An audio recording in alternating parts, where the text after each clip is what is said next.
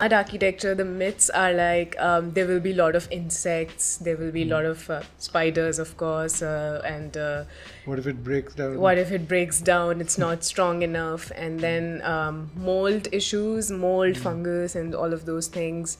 And some people even think that it will get washed down in rain. So Yeah, basically, because it's mud. because it's mud. Yeah. So then, how does it stay together? Yes, so basically, we have been using mud in construction for ages, right? In traditional homes, we have Yeah. mud. But what they do is they maintain it every year. You know, they'll do lipai and Yeah. they'll use other, like cow dung is very good for coating mud, for example. So there have been these traditional practices which have existed for ages in our country at least, and many more countries too. But now I think we are just testing more, because if I think about years back, people were still mixing cement in mud to strengthen it.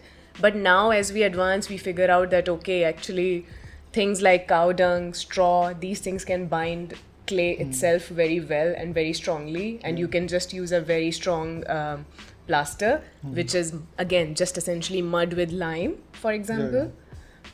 So yeah, you plaster it in such a way, and of course, mud building needs a good roofing. This is very essential. You can use a thatch roof. Again, it doesn't have to be fancy, doesn't have to be concrete slab or anything like that. It can be just a thatch roof. It can be just roof made of banana leaves, dried banana leaves, and people use all these local materials. Like I've been seeing online, there are some people have built their family home out of mud completely, and they don't require air conditioning also. Exactly. And, they save so much money on that construction just by choosing the sustainable path. Yes. Yeah. Please go ahead. Yeah, and it even looks good. So Yes, that's what I was saying. exactly. It looks like a hobbit's house or something. So such dreamy designs. But what you said is a very good point. So there's natural temperature control in a mud house.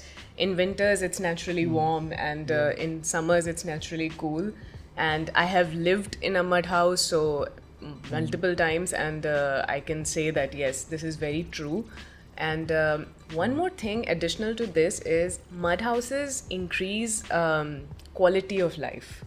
Cement and paint and chemicals, we are surrounded by them. We have to really get into the depth of this to understand that we are actually exposing ourselves to these chemicals throughout the day.